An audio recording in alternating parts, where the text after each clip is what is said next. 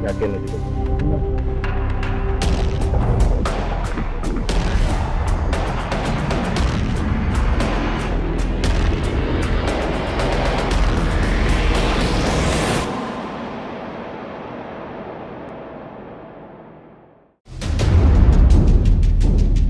Indonesia saat ini dihadapkan pada permasalahan narkoba yang sudah sangat mengkhawatirkan.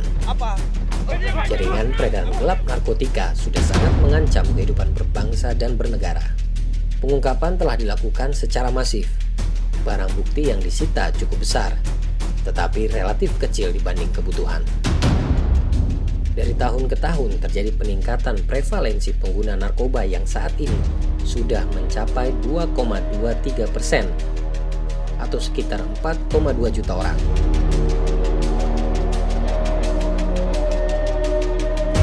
Ditambah lagi terjadi kerugian sosial, ekonomi, dan masa depan yang mengancam bangsa kita. Di sisi lain, pengguna narkoba cenderung mengajak pengguna baru. Pertanyaannya, mengapa permasalahan narkoba di Indonesia tidak kunjung usai? Saya melihat bahwa masyarakat kurang bisa membedakan mana saudara-saudara kita, anak-anak kita yang tergolong sebagai korban, sebagai victim. Dan yang kedua, siapa-siapa yang boleh dikatakan sebagai penjahat yang melakukan kejahatan di bidang narkoba ini. Kalau tidak kita pahami, solusinya menjadi keliru. Dalam konstruksi hukum positif, pengguna narkoba berada pada dua dimensi hukum dan dimensi kesehatan. Namun yang terjadi saat ini, penanganan pengguna narkoba hanya dikonstruksikan pada dimensi hukum murni.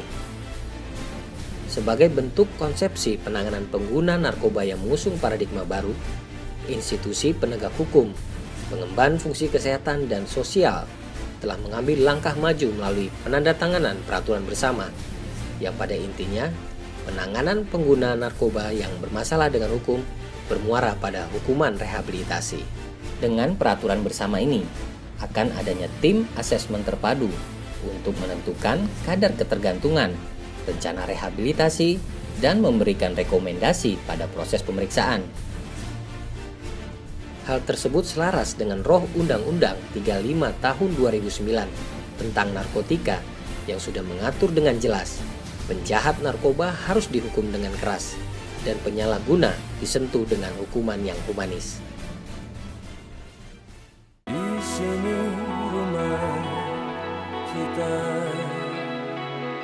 Ya, kita merespon dengan sangat positif, terutama setelah ditandatanganinya peraturan bersama oleh 7 institusi dan ada kementerian terkait di dalamnya. Ini menunjukkan bahwa political will dari semua pihak terkait sudah cukup kuat dan secara bersama-sama menyepakati bagaimana penanganan yang terbaik untuk permasalahan narkotika di Indonesia.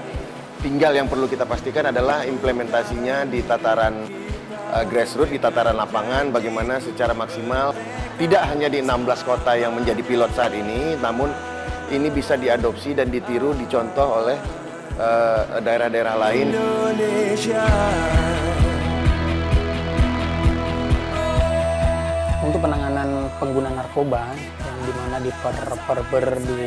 dinyatakan bahwa ada penanganan humanis, mereka diarahkan kepada rehabilitasi. Bagi kami yang selama ini berkecimpung untuk sosialisasi pencegahan, dan pasti akan ketemu dengan para pecandu narkoba yang sering konsultasi, dan akhirnya mereka butuh solusi untuk penyembuhan. Jadi solusi buat dia bukanlah penangkapan, solusi untuk korban itu bukanlah penangkapan dan bukanlah penjudge untuk dia bahwa dia adalah penjahat. Dia butuh pengobatan, dia butuh rehabilitasi, dan selama ini masyarakat tidak tahu kalau seandainya saya pengen sembuh, saya harus ngomong ke siapa. Jadi tidak ada ketakutan lagi, dan semoga ini harapan baru karena korban narkoba bukan penjahat. Korban narkoba adalah orang yang sakit minta disembuhkan. Sekarang pilihan kita. Bagaimana menyelamatkan masa depan bangsa? Aku Indonesia, ini Indonesia, aku Indonesia.